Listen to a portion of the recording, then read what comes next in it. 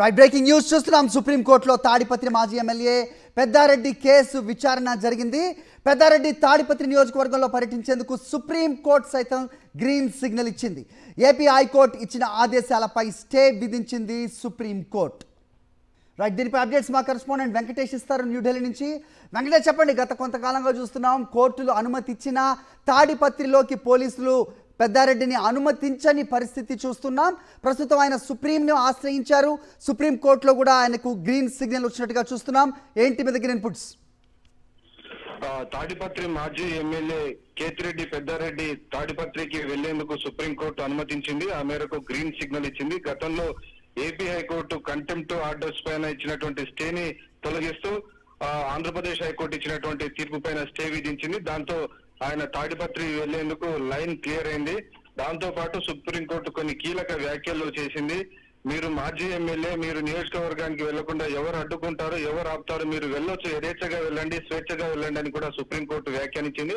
అవసరమైతే మీ అంచెలతో మీరు security, private security పెట్టుకోండి, అలాగే పోలీస్ సెక్యూరిటీ కనుక పోలీస్ సెక్యూరిటీ కూడా తాము ఇచ్చేందుకు రెడీగా ఉన్నామని, ఆ మేరకు ఖర్చు భరించాలని చెప్పింది. సో దానికి పోలీసులకు పెట్టుకునేందుకు అవసరమైనటువంటి ఖర్చు భరించేందుకు తాను సిద్ధమని కూడా తాడిపత్రి మాజీ ఎమ్మెల్యే కేతిరెడ్డి పెద్దారెడ్డి తరపున న్యాయవాదులు సుప్రీంకోర్టుకు తెలిపారు. దాంతో తాడిపత్రి వెళ్లేందుకు కేతిరెడ్డి పెద్దారెడ్డికి పోలీసు సెక్యూరిటీ కూడా ఇవ్వాలని సుప్రీంకోర్టు ఆదేశించింది. ఒకవైపు ప్రైవేట్ సెక్యూరిటీ పెట్టుకోవడంతో పాటు అవసరమైతే పోలీస్ సెక్యూరిటీ పెట్టుకునేందుకు సుప్రీంకోర్టు అనుమతించింది.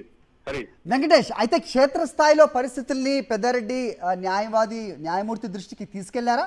ఎందుకంటే గతంలో 2 పర్యాయాలు హైకోర్టు అనుమతి ఇచ్చినప్పటికీ కూడా ఆయన తాడిపత్రికి వెళ్ళలేని పరిస్థితి నెలకొంది. చెక్ పోస్టులు ఏర్పాటు చేసి మరి ఆయన ఊరు బయటే ఆపేస్తున్న పరిస్థితుల్లో ప్రస్తుతం సుప్రీంకోర్టు ఇచ్చిన ఈ తీర్పుని, సుప్రీంకోర్టు ఇచ్చిన ఇన్స్ట్రక్షన్ అయినా పట్టించుకునే పరిస్థితి ఉంటుందా తాడిపత్రిలో? జేసీ వర్గీయులకు కానీ, జేసీకి కానీ, అటు పోలీసులకు కానీ?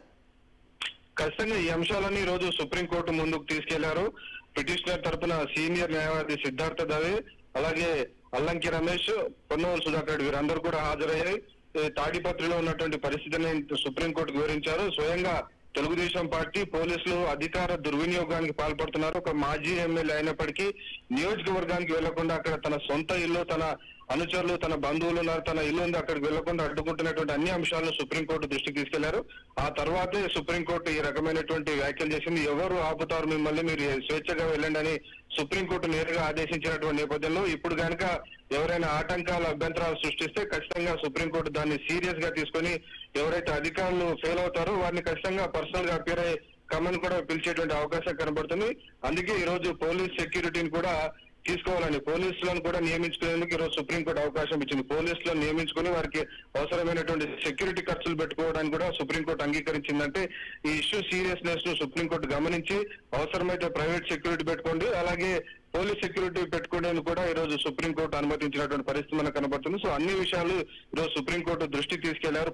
పదే జేసీ వర్గీయులు ఆయన అడ్డుకుంటున్న విషయాన్ని సుప్రీంకోర్టు దృష్టికి తీసుకెళ్లారు. అయితే ఇటీవల కాలంలో ఆంధ్రప్రదేశ్ హైకోర్టు కంటెంప్ట్ ఆర్డర్ పైన స్టే చేసింది జస్టిస్ దేవానంద్ ధర్మాసనం. సో ఆ నేపథ్యంలో ఈ అంశాన్ని సుప్రీంకోర్టు దృష్టికి తీసుకెళ్ళినప్పుడు ఆంధ్రప్రదేశ్ హైకోర్టు కంటెంప్ట్ ఆర్డర్స్ పైన ఏదైతే స్టే విధించిందో ఆ స్టేని తొలగిస్తూ మళ్ళీ యథావిధిగా తాడిపత్రికి వెళ్లేందుకు అవసరమైనటువంటి ఒక లైన్ ఈ రోజు సుప్రీంకోర్టు క్లియర్ చేసింది. గతంలో హైకోర్టు పర్మిషన్ ఇచ్చినప్పటికీ ఆ తర్వాత స్టే విధించింది.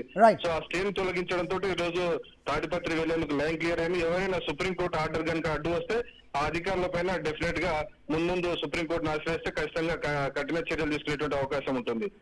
రైట్ వెంకటేష్.